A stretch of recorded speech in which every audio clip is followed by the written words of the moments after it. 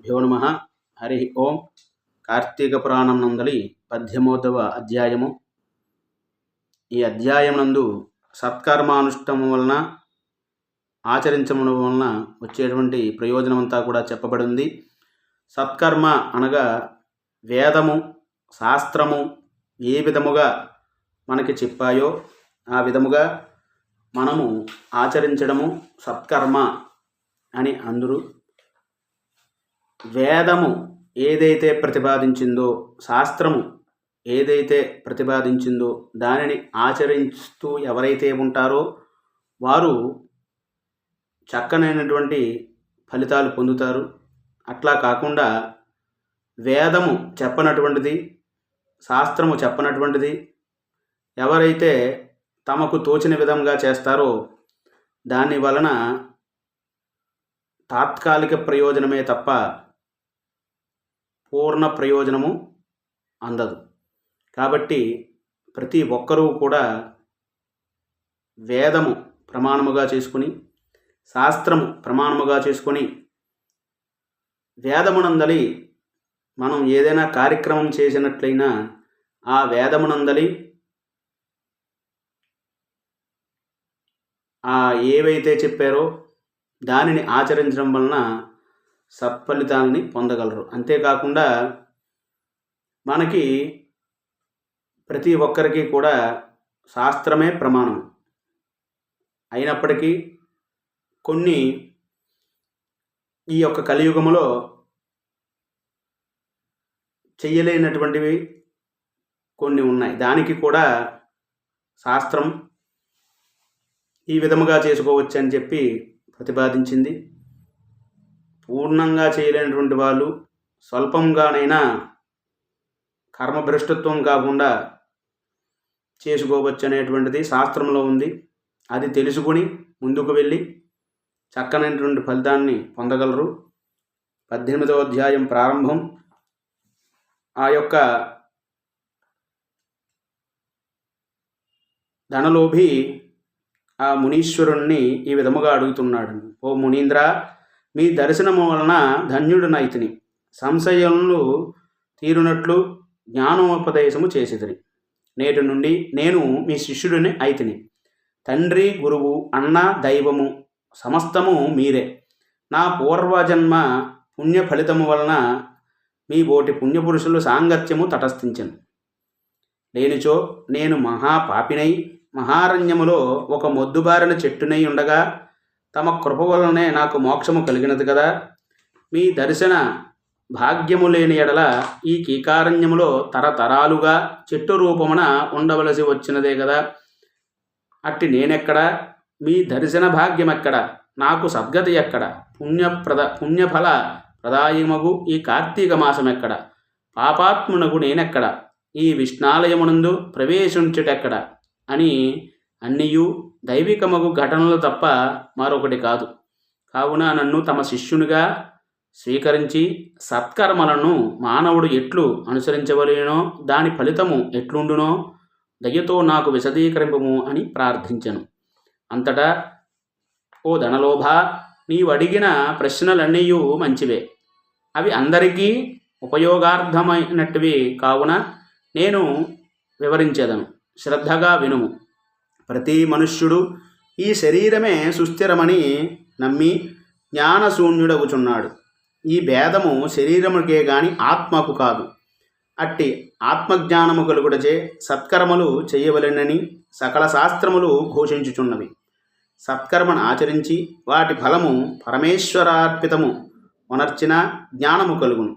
మానవుడే జాతివాడో ఎటువంటి కర్మలు ఆచరించవలనో తెలుసుకుని అటువంటి కర్మలు ఆచరింపవలేను. బ్రాహ్మణుడికి అలాగే చాతుర్వర్ణాలకి కూడా ఏ వర్ణాన్ని బట్టి ఆ యొక్క కర్మలు శాస్త్రభీతమై ఉన్నవి. బ్రాహ్మణుడు సూర్యోదయానికి మునిపే స్నానము చేయక సత్కర్మలను ఆచరించినను వ్యర్థమగును.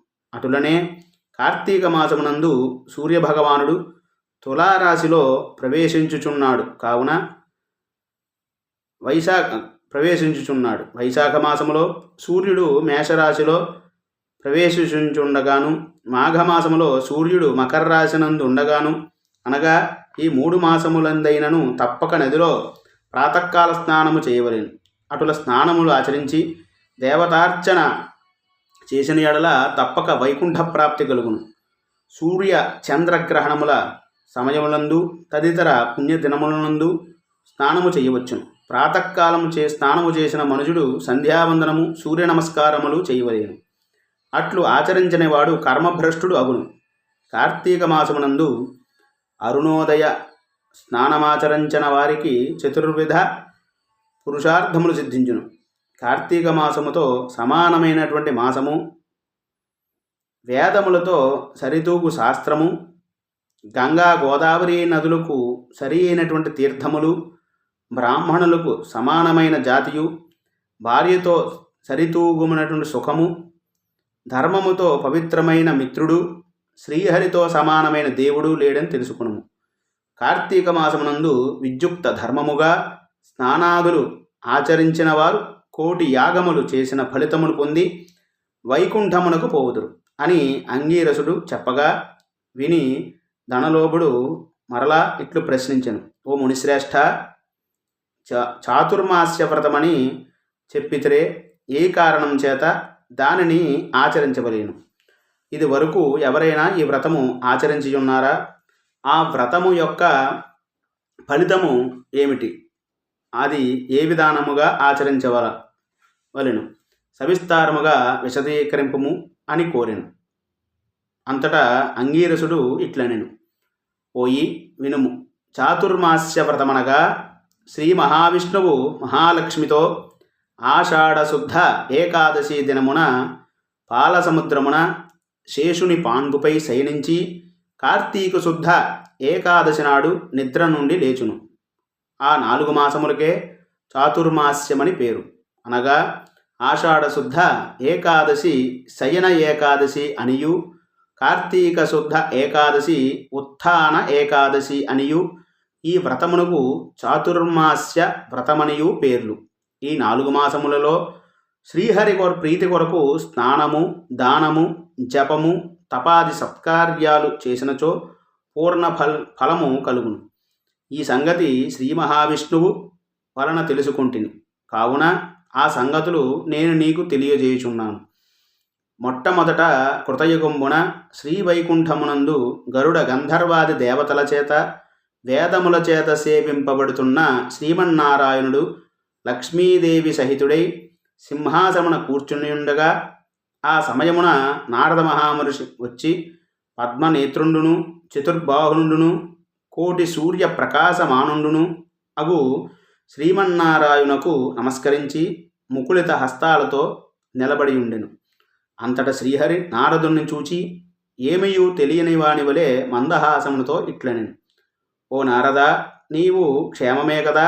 త్రిలోక సంచారివైన నీకు తెలియని విషయములు లేవు. మహామునుల సత్కర్మానుష్ఠానములు ఎట్టి విఘ్నములు లేక సాగుచున్నవా? మానవులందరూ వారికి విధించబడిన ధర్మములను ఆచరించుచున్నారా? ప్రపంచమున అనేక అరిష్టములు లేక ఉన్నవి కదా అని కుశల ప్రశ్నలు అడిగాను. అంతటా నారదుడు శ్రీహరికి ఆదిలక్ష్మికి నమస్కరించి, ఓ దేవా, ఈ జగంబున నేనెరుగని విషయములు ఏవియునూ లేవు. అయినను నన్ను వచింపమనుటచే చెప్పుచుంటుని. ప్రపంచమున కొందరు మనుష్యులు, మునులు కూడా తమకు విధించిన కర్మలను నిర్వర్తించుటలేదు. వారెట్లు విముక్తులగురుతురో ఎరుగలేకున్నాను. కొందరు భుజించకూడనటువంటి పదార్థములు భుజించుచున్నారు. కొందరు పుణ్యవ్రతములు చేయుచు అవి పూర్తి కాకమునిపే మధ్యలో మానివేయుచున్నారు. కొందరు సదాచారులుగా, మరికొందరు అహంకార సహితులుగా, పరనింద పరాయణులుగా జీవించుచున్నారు. అట్టి వారిని సత్కృపతో పుణ్యాత్ముల నొనర్చి రక్షింపుమని ప్రార్థించెను. జగన్నాటక సూత్రధారుడైన శ్రీమన్నారాయణుడు కలవరపడి లక్ష్మీదేవితో గరుడ గంధర్వాది దేవతలతో వేల కొలది మహర్షులున్న భూలోకానికి వచ్చి మొసలి బ్రాహ్మణ రూపంతో ఒంటరిగా తిరుగుచుండెను. ప్రపంచమంతయు తన దయావలోకమున వీక్షించి రక్షించుచున్న దామోదరుడు ప్రాణుల భక్తి శ్రద్ధలను పరీక్షించుచుండెను. పుణ్యక్షేత్రములు, పుణ్యనదులు, పుణ్యాశ్రవణములు తిరుగుచుండెను. ఆ విధముగా తిరుగుచున్న భగవంతుణ్ణి చూచి కొందరు ముసలివాడిని ఎగతాళి చేయుచుండిరి. కొందరు ఈ ముసలివానితో మనకేమి పని అని ఊరుకుండిరి. కొందరు గర్విష్ఠులైరి. మరికొందరు కామార్తులై శ్రీహరిని కన్నెత్తైనను చూడకుండిరి. వీరందరినీ భక్తవత్సలుడగు శ్రీహరిగాంచి వీరినెట్లు తరింపచేయునా అని ఆలోచించుచు ముసల బ్రాహ్మణ రూపమును విడిచి శంఖ చక్ర గదా పద్మ కౌస్తుభ వనమాలాది అలంకారయుతుడై నిజరూపమును ధరించి లక్ష్మీదేవతోడను భక్తులతోడను మునిజన ప్రీతికరమగు నైమిసారణ్యమునకు వెళ్ళెను. ఆ వనమందు తపస్సు చేసుకొనుచున్న మునిపుంగవులు స్వయముగా తమ ఆశ్రమములకు ఏతెంచిన సచ్చిదానంద స్వరూపుడగు శ్రీమన్నారాయణుని దర్శించి భక్తి శ్రద్ధలతో ప్రణమిల్లి అంజలి ఘటించి ఆదిదైవములగు లక్ష్మీనారాయణులను ఇట్లు స్తుతించిరి.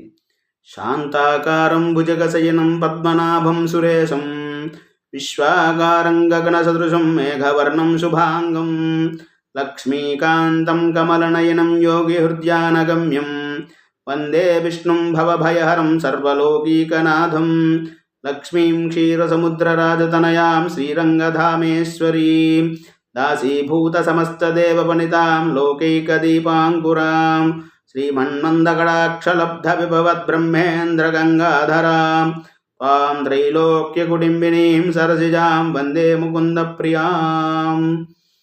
స్కాంద పురాణాంతర్గత వశిష్ఠ ప్రోక్త కార్తీక మహాత్మ్యమునందలి 18వ అధ్యాయ సమాప్త. మన ఛానల్ లైక్ చేయండి, షేర్ చేయండి, సబ్స్క్రైబ్ చేయండి. హరి ఓం.